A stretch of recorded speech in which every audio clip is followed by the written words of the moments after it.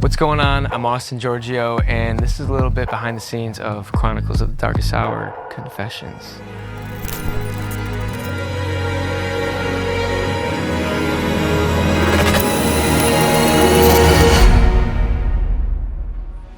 So then we land on track 8, which is Deserve, and how this one came to be was pretty interesting. Close friend of mine, Chris, he has his own studio, and I'm sitting there with him.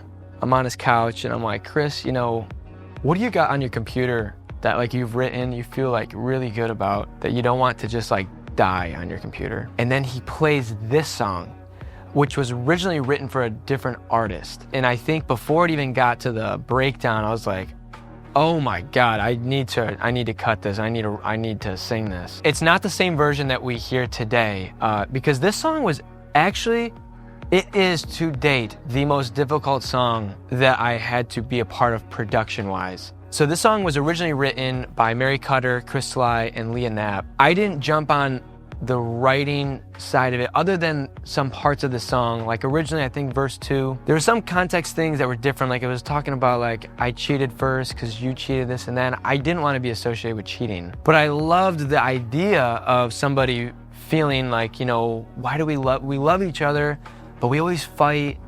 I wish we could figure it out. I think anyone that's been ever like on their own or wanting to be with somebody, you can understand that like a crumb of attention is like a feast for like someone with a lonely heart. If all I have is you, it's better than nothing. This song, I love that sentiment of what it was saying. So after we changed that, the production side of things took, I think, a year and a half. I can't tell you how many times I reproduced the drop in the song, eventually giving up. And I just shelved. I'm like, man, I really wanted to cut this song, but it's not right. I tapped in Andrew Capra, and I'm like, Capra, you gotta do a miracle here, man. Like, you gotta figure out what this is supposed to sound like in the middle. I think he had it for like a week or two, and he sent me something, and I was like, man, I just hope it's good. Because when Capra sends me stuff, it's always incredible. And I wasn't doubting him.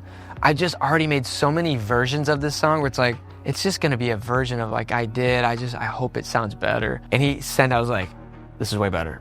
This is significantly better than anything I've done and Chris has done with this middle part, objectively, in my view. We had to tweak a couple little things, but wow, did he made this song. He is the sole reason why the song got onto this album for me. Yeah, at the end of it, we're just like, wow, this is incredible. And I know Chris has a really strong feeling about the song, as do I, and so do fans. This is another one fans really love. I read a series called Fourth Wing.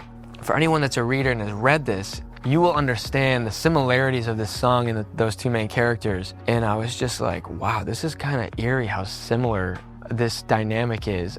My view on this has changed even that sense of now I tie it to that. Because for anyone that reads, it's obviously not real, but there's elements to it that are real in your day-to-day life. But these like world building that you do, it becomes like a little inside thing that no one else knows about except a few other people that have read it. And it's like a place that exists only in your wants and your consciousness. Deserve has a place kind of now in this like ether, this place that doesn't exist in real time.